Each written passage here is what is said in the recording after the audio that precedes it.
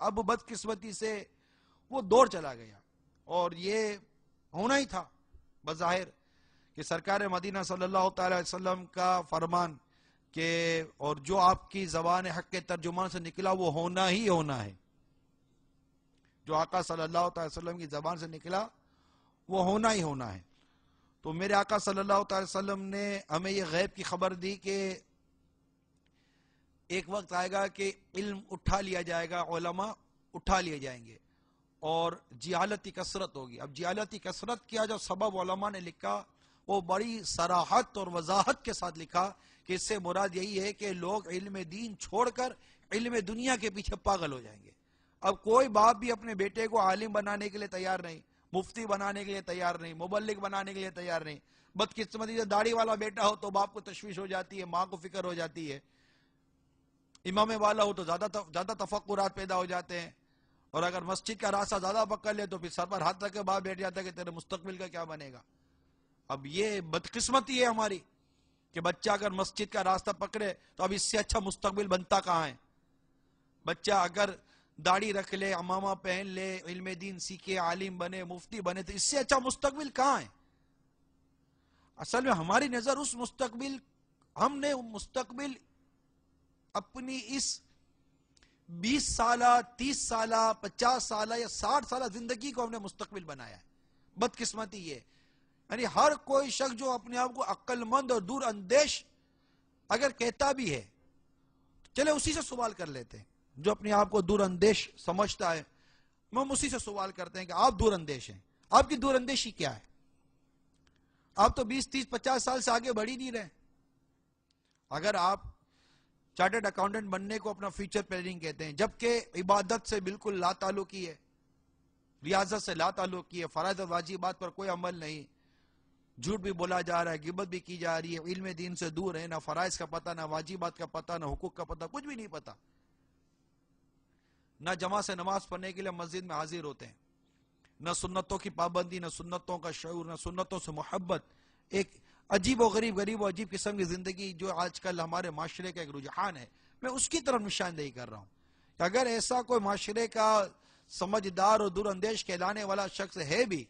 تو اسی سے سوال ہے کہ آپ کی دور اندیشی آپ ہی دیکھ لیجئے کہ آپ کی دور اندیشی اگر ہے بھی تو کوئی چارٹرڈ اکاؤنٹنٹ کے نام پر ہوگی، تو ایم بی اے کے نام پر ہوگی، کسی ماسٹرز کے نام پر ہوگی، کسی پروفیشنل ڈگری کے نام پر ہوگی، کسی ڈاکٹری کے نام پر ہوگی، کسی ایسی طرح کی کسی فیلڈ کے نام پر ہوگی، مگر یہ ساری کتنی دور اندیشی 30 سال 40 سال 50 سال کے اندر سارے کے سارا حساب کتاب برابر ہو جائے گا۔ آلموسٹ ایک ایوریج جو ہمارے معاشرے کی ہے ایک زندگی گزارنے کی، اور وہ بھی پک ٹائم کتنا، ہماری زندگی کا ایک ابتدائی وقت 20 سال لے لیجئے، 18 20 سال لے لیجئے، جس میں بچپن، لڑکپن، نوجوانی اور پھر کچھ جوانی آ گئی، اور اس کے بعد اگر 20 سال کے بعد کوئی آپ کی ایسی میچورٹی لائف، میچور زندگی کا آغاز ہوا، بعد میں اگر شادی ہوئی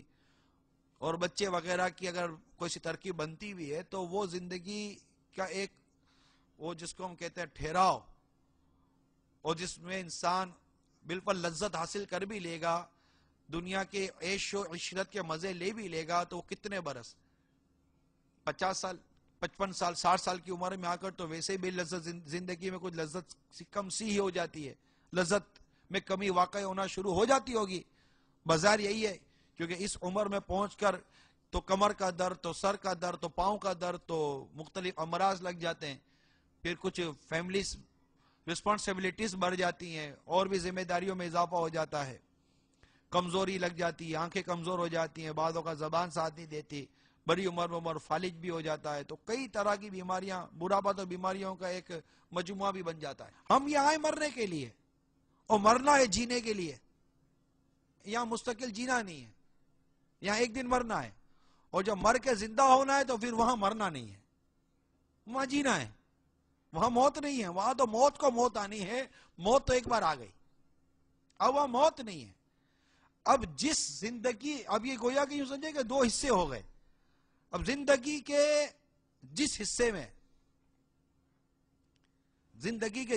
میں موت ہے اس کی اتنی تیاری ہے، اور زندگی کے جس حصے میں حیات بعد الموت جس ہم کہتے ہیں، موت کے بعد جو زندہ ہونا ہے، اللہ تعالیٰ بندوں کو، اپنے بندوں کو زندہ فرمائے گا، جو جہاں ہوگا اسے زندہ کیا جائے گا۔ قیامت کے بیان میں یہ پچھلے سلسلے میں بیان ہو چکا تھا، یہ وہ جہاں بھی ہوگا اس کو اٹھایا جائے گا۔ اٹھنا تو ہے نا قیامت کے دن، ٹھیک ہے نا، حساب کتاب ہونا ہے، سزا و جزا کا معاملہ ہے، ساری مسلمانوں کے ایمانیات و اعتقادات کا ایک حصہ ہے۔ تو جس زندگی کا جس حصے میں موت ہے اس کی اتنی تیاری، اور جہاں موت ہی نہیں ہے اس کی تیاری کتنی ہے۔ تو بیسیکلی فیوچر پلاننگ تو وہاں کی ہے کہ جہاں موت نہیں آنی ہے، جہاں موت کا موت آنی ہے، موت تو یہاں آنی ہے، اور ہر نفس نے موت کا مزہ چکھنا ہے، تو موت تو یہاں آنی ہے۔ تو موت کی تیاری کیا کی، نزا کے وقت کی تیاری کیا کی، دور اندیش کے لیے عرض کر رہا ہوں۔ یقیناً ہمیں اپنی اس مختصر زندگی میں خود کو محتاجی سے بچانا ہے، خود کو محتاجی سے بچانا ہے، اپنی اور اپنے بیوی بچوں کی کفالت کرنی ہے، بھیک نہیں مانگنی، لیکن ملینئر بننا، بلینئر بننا، ٹریلینئر بننا، صرف یہی خواب دیکھتے رہنا، یہ کون سی زندگی ہے؟ یہ کون سا فلسفہ ہے؟ یہ تو کوئی زندگی نہیں ہے کہ اسی خواب میں رہے۔ آخرت سنوارنے کے لیے ہے، بلکہ دنیا میں بھی اگر کاروبار کرتا ہے تو اس میں بھی اگر نیت درست کر لے اپنی کہ میں اس لیے کما رہا ہوں کہ میری بیوی بچوں کو محتاجی سے بچاؤں گا، خود کو محتاجی سے بچاؤں گا، غیروں سے سوال کرنے سے خود کو بچاؤں گا، اور ساتھ امام غزالی نے بڑی پیاری نیت یہ بھی عطا فرمائی جو مجھے یاد پڑتی ہے کہ اس لیے کسب معاش کرتا ہوں کہ دل جمعی کے ساتھ عبادت کر سکوں گا۔ یہ بڑی پیاری نیت ہے کسب معاش کے لیے۔ اس نے کسب معاش اختیار اس لیے کیا ہے کہ میں اللہ کی عبادت کر سکوں دل جمعی کے ساتھ، میرے بیوی بچوں کے جو کفالت کے جو مجھے ٹینشن ہے وہ ختم ہو جائیں۔ تو ایسی فکر معاش جس کے اندر اللہ کی رضا اور عبادت کو پانا ہے، تو وہ جو روایت میں آتی ہے نا کہ انسان کے بعض گناہ کا کفارہ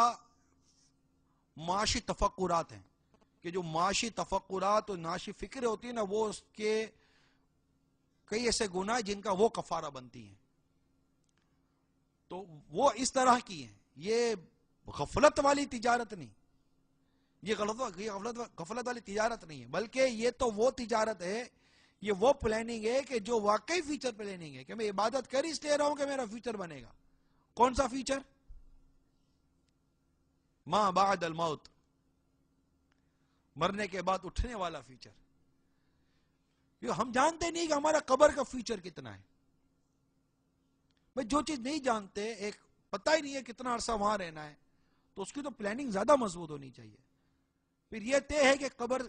سے ایک دن اٹھنا ہے، اور 50,000 سال کا دن ہے قیامت کا جس کا بیان پہلے گزر چکا۔ وہ 50,000 سال کے دن کی کیا تیاری ہے؟ جب آخرت کی سوچ ہوگی، آخرت کا ذہن ہوگا، اور یقیناً آخرت کی سوچ، آخرت کا ذہن ہمیں دعوت اسلامی دے رہی ہے۔ مدنی چینل کے ذریعے ہمیں یہ ذہن دیا جا رہا ہے، دعوت اسلامی کے اجتماعات کے ذریعے ذہن دیا جا رہا ہے، مدنی چینل پر جاری مختلف جو سلسلے ہیں اس میں یہ ذہن دیا جا رہا ہے۔ الحمدللہ آپ کو مدنی چینل پر یہ داڑھی والے اسلامی بھائی دکھائے جاتے ہیں، یہ امامے والے اسلامی بھائی دیکھ رہے ہیں، یہ چادروں والے اسلامی بھائی دیکھ رہے ہیں، تو یہ نمازیں دکھائی جا رہی ہیں، نعتیں دکھائی جا رہی ہیں، مناجات دکھائی جا رہے ہیں، تو قرآن کا بیان موجود، حدیث کا بیان موجود، سارے بیانات جو آپ کو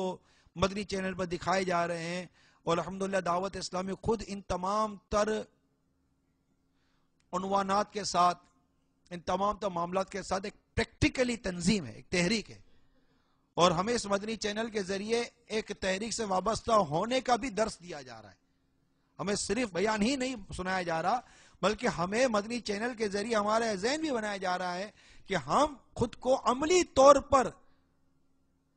دعوت اسلامی سے وابستہ کرتے ہوئے اس مدنی مقصد کو پانے کی کوشش کریں۔ وہ مدنی مقصد کیا ہے؟ ساری دنیا کے لوگوں کی اصلاح کی کوشش کریں انشاءاللہ عز و جل۔ علم حاصل کرنے کے جو آسان ترین ذریعے دعوت اسلامی نے ہمیں دیے ہیں، الحمدللہ درس نظامی یہ ایک بہترین ذریعہ ہے، عالم کورس، اسی طرح مدنی تربیتی کورس یہ ایک بہترین ذریعہ ہے، مدنی قافلہ کورس ایک بہترین ذریعہ ہے، 30 دن کا مدنی قافلہ بہترین ذریعہ ہے، 12 دن کا مدنی قافلہ بہترین ذریعہ ہے، اسی طرح 3 دن کا مدنی قافلہ بہترین ذریعہ ہے، اس طرح مکتبۃ المدینہ سے جاری ہونے والے مختلف وی سی ڈیز، مختلف CDs, audio CDs, cassettes, اسی طرح مختلف رسالے، مختلف بیانات کی کیسٹیں، اور مکتبۃ المدینہ کے مطبوعہ دیگر کتابیں، بالخصوص فیضان سنت، اس کا مطالعہ، طرح آپ جس مسجد میں نماز پڑھتے ہیں زی قسمت اس مسجد میں فیضان سنت کا درس ہوتا ہے وہ درس، اسی طرح رات مدرسۃ المدینہ بالغان، یہی ان میں سے کئی ایسے